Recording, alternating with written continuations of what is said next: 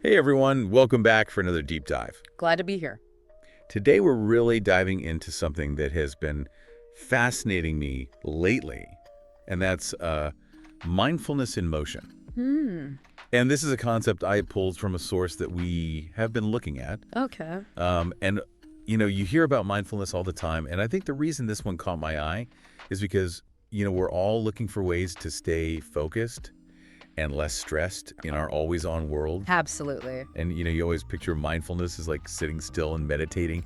But the source really challenges that and talks about how it can be a dynamic part of everyday life and actually how to integrate it into your daily life. And so it promises practical ways to do that. And so that really intrigued me. It is fascinating how this source kind of reframes it. Yeah. It's not about escaping the whirlwind, but learning to navigate it with more presence and more intention. Right. That's where the motion part comes in. Okay, so let's break down what mindfulness actually is. Because I think a lot of times I picture, meditation gurus and mountaintop retreats. Right. But I have a feeling that this source has a different take on it. Yeah, you're right. It does go beyond that stereotypical image. Okay. Mindfulness in this source is defined as being present in the moment without judgment. Paying close attention to your thoughts, feelings, and even your physical sensations. Okay. It's almost like hitting the pause button on autopilot and choosing how you respond to the world around you. So it's about awareness, but also not getting swept away by every thought or emotion. Exactly. Right. Instead of reacting instantly, you're saying, hey, I have a choice. Exactly. That's that non-judgmental aspect. Yeah. It's almost like watching clouds drift by. You observe them without necessarily labeling them good or bad. Right. And the source suggests that this shift in perspective can lead to some pretty amazing benefits. Reduced stress, No. sharper decision-making, and even a greater sense of purpose. I mean, those benefits alone, would make anyone want to try mindfulness. But this source also mentions scientific studies that back this up. Absolutely. This isn't just some feel-good philosophy. Go. There's solid research behind it. The source highlights studies that show that mindfulness practices can actually reduce anxiety and depression symptoms. Wow. They can improve cognitive function, like your focus and your memory. And they can even lead to structural changes in the brain. Brain changes. Yeah, That's next level stuff. it is. But I have to confess, my biggest hurdle is always the time factor. Okay, I always picture, needing hours of meditation, right. which is just not realistic. And that's a common misconception, and the source tackles it head on. Okay. It acknowledges the time crunch we all face, and it offers alternative approaches. Okay. And in fact, it even cites a study where participants only practiced mindfulness for a few minutes each day. Wow. And they still saw significant improvements in their stress levels. Okay, so small, consistent steps can lead to big changes. Exactly. What else does the source suggest for, those of us who struggle with the howl of mindfulness? Well, it emphasizes starting small Oh, okay. and finding what works for you. All right. And it even acknowledges some of the common obstacles. Great.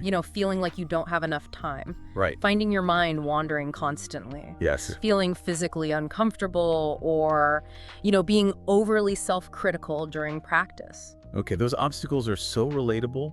It's almost like they read my mind to my to-do list. Right. So how do they recommend overcoming those hurdles? It's full of practical tips. For example, instead of aiming for an hour of meditation, try starting with just 1 minute of focused breathing. Wow. Even that can make a difference. Okay. It also encourages you to incorporate mindfulness into activities you already enjoy. So let's say you love walking. Okay. Turn it into a mindful walk, paying attention to your surroundings. Okay. The sensations of your body moving, Yeah. the feel of your feet on the ground, Okay. even the rhythm of your breath. So weaving it into your life instead of it being like a separate chore. Exactly. That makes a lot of sense. Yeah. What about dealing with that inner critic that, Right. pops up and says you're not doing it right? Oh yeah, the source has an answer for that too. Okay. It stresses the importance of approaching mindfulness with self-compassion. There's no perfect way to be mindful. Okay. It's a journey and not a competition. Right. Notice when your mind wanders without judgment and gently guide your attention back to the present moment. Yeah, I think that's a crucial point. It's about progress, not perfection. Exactly. This is already shifting how I think about mindfulness, and I'm eager to hear more about the specific ways to put it into motion. Okay, So, that's where it gets really interesting. Okay. It offers specific strategies for integrating mindfulness into different areas of your life, okay. from how you move to how you communicate, Yep. even how you eat and work. Okay, I'm all ears. Let's break those strategies down, starting with mindful movement. Does that mean like walking around with a Zen-like expression? Not quite. Okay. Mindful movement is about bringing present moment awareness to your physical activities. And it mentions things like yoga and Tai Chi as examples. Okay. But it can also be as simple as taking a walk Right. and tuning into the sensations of your body. Right. Feel of your feet on the ground, Yeah. the rhythm of your breath. So taking an everyday activity like walking Yeah. and turning it into an opportunity to practice mindfulness. Exactly. Okay, that's doable. And it's not just about physical activity. The source also emphasizes the power of mindful communication. Mindful communication. Now that's something I could definitely use some help with. Well, I'll admit my listening skills aren't always top-notch. mindful communication is about being fully present Okay. in your interactions with others. And it stresses the importance of active listening. Okay. Not just paying attention to the words, Yeah. but also the tone and body language. Right. And it also encourages you to respond thoughtfully rather than simply reacting. Yeah. And, minimize distractions like your phone when you're engaged in a conversation. So it's about like giving the person you're speaking with your full attention, Exactly. not just waiting for your turn to talk. Right. And I'm guessing this ties back to that non-judgmental awareness You got it. that the source mentioned earlier. It's about observing your own reactions and choosing how you respond. That pause, that moment of mindfulness can make all the difference in how you communicate and connect with others. Okay. But mindful communication is just one piece of the puzzle. Okay. The source also dives into mindful eating, Yeah. which is about... Hold on. Before we get to mindful eating, Okay. I think this is a good place to pause for now. Okay. We've covered a lot of ground, We have. and I want to make sure you have time to digest all this amazing information. That's a great idea. So, We've laid the foundation for understanding mindfulness in motion. And in the next part, we'll explore those practical strategies for bringing mindfulness into your daily life. exactly. So join us in part 2, where we continue this deep dive into the world of mindfulness. Sounds good.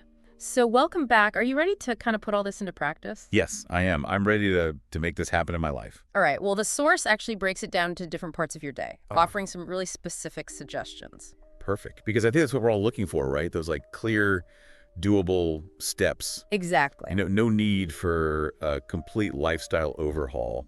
Just some like mindful tweaks we can integrate into our busy lives. Right. So where does the source suggest we begin? It all starts with morning mindfulness. Okay. Imagine starting your day with even just a few minutes of mindful breathing or meditation. The source emphasizes that it can completely shift your mindset, Okay. setting a calmer, more focused tone for the entire day. Okay. I can see the appeal of that, but I'm not exactly a morning person. Is there a way to ease into this without having to like become a pre-dawn yogi? Absolutely. The source offers alternative Okay. for those of us who hit the snooze button one too many times. Okay. Instead of mindlessly scrolling through your phone while you're sipping your coffee, Right. try focusing on the aroma, the taste, Yeah. the warmth of the cup in your hand. Even those few moments of present moment awareness can make a difference. Okay. That feels much more manageable. I can definitely try being more mindful with my morning coffee ritual. Right. But what about like during the workday when things tend to get really hectic? How do we squeeze mindfulness in then? Well, the source highlights the importance of lunch break mindfulness for exactly that reason. Okay. Even if you only have a short break, Okay. stepping away from work to practice mindfulness can be incredibly rejuvenating. It could be as simple as taking a few mindful breaths. Right. Or if you have a little bit more time, maybe doing a walking meditation or just finding a quiet spot to just be present for a few minutes. So using that break to like recharge mentally Exactly. instead of getting sucked into the social media vortex. I like that idea. Right. But let's be honest, there are times when work demands our full attention. Deadlines are looming. How do we stay mindful even when we're in those situations? Well, the source suggests incorporating what it calls short mindfulness check-ins throughout the day. Okay. So just pause for a moment. Notice your breath, become aware of any tension in your body, and gently guide your attention back to the present moment. Like little mindfulness resets Exact. sprinkled throughout the day. Yeah. I love that Right. because it feels much more attainable than trying to be mindful 24/7. Right. Okay, so we've covered morning, Uh-huh. lunch break, Yeah. and those mini check-ins. Right. What at the end of the day? How does the source suggest we unwind and de-stress after work? It suggests incorporating evening mindfulness practices into your routine Okay. to help you transition from that work mode to a more relaxed state. Oh. So imagine ending your day with a calming mindfulness practice. Whether it's a guided meditation, Okay. gentle stretches, Right. or even just taking a few minutes to reflect on your day with gratitude. Okay, I'm starting to see how this all fits together. Yeah. But I'm still a little fuzzy on it, how this ties back to the mindfulness in motion concept. Like, it still sounds like a lot of pausing and stillness. Okay. How do we bring mindfulness into those times when we're well in motion? That's a great question. And remember, mindfulness isn't about shutting out the world Right. or existing in a constant state of stillness. Okay. It's about bringing that present moment awareness to everything you do, even when you're on the move. And so those moments of stillness, Okay. the morning mindfulness, the lunch break practice, Right. the evening reflection, they're like anchors helping you cultivate that mindful awareness Yeah. that you can then carry with you throughout the day. So it's like training your mindfulness muscles Ye- so that they become stronger and more readily available when you need them, Right. even amidst the chaos of daily life. Exactly. And that's the beauty of mindfulness in motion. Yeah. It's not about adding a bunch of extra tasks to your already packed schedule. Right. It's about infusing your existing activities with a deeper sense of presence and awareness. Right. And remember, you mentioned earlier that you weren't a morning person.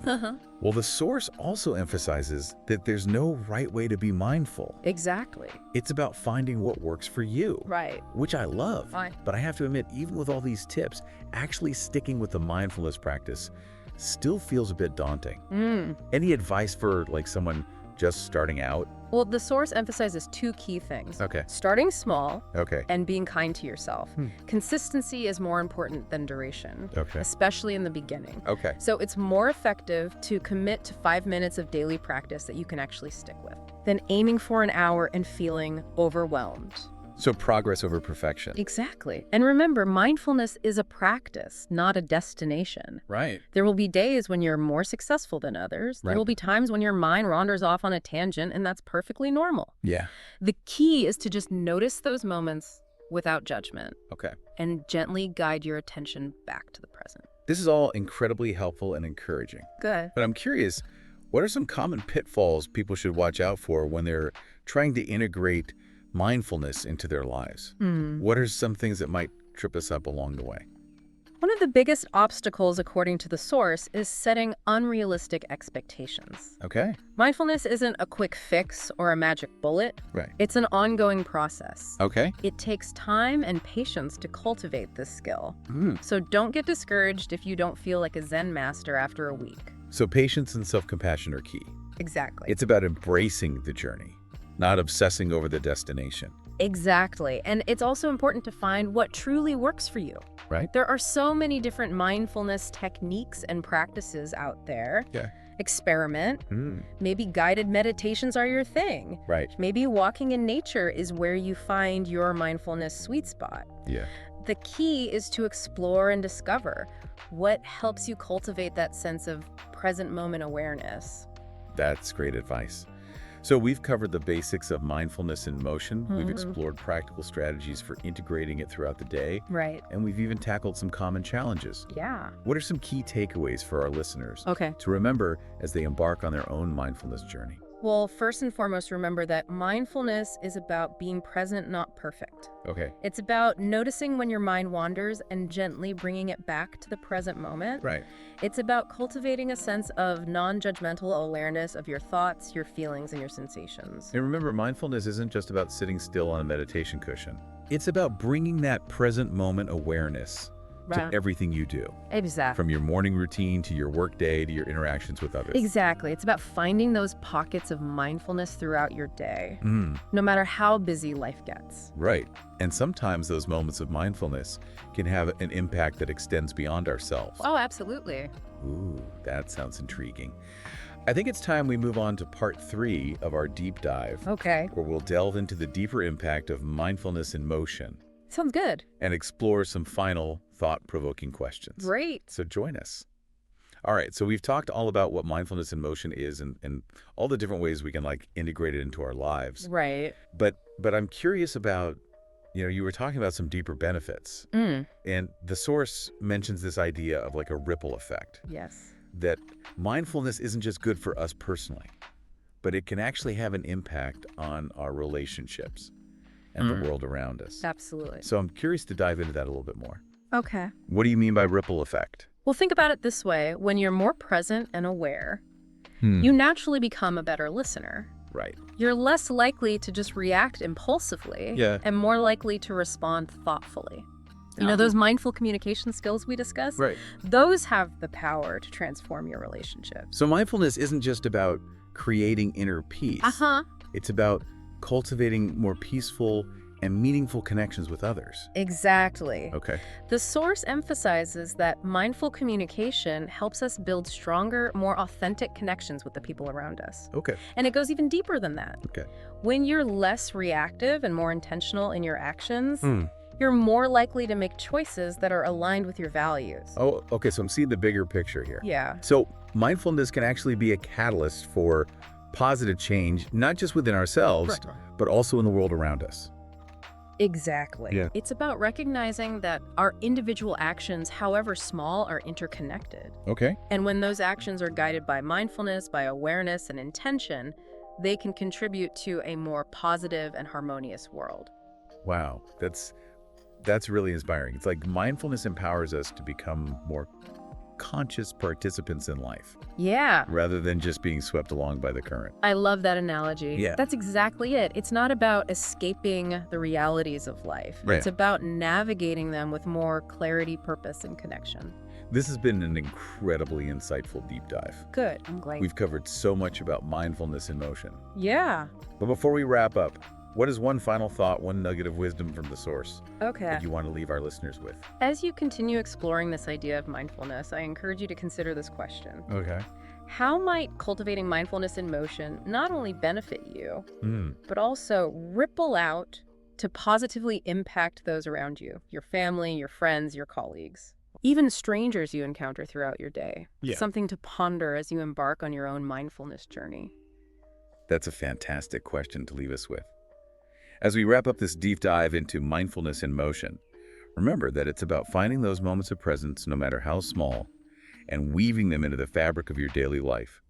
And who knows, maybe those small moments of mindfulness will create a ripple effect, making the world a little brighter, one mindful step at a time. Thanks for joining us.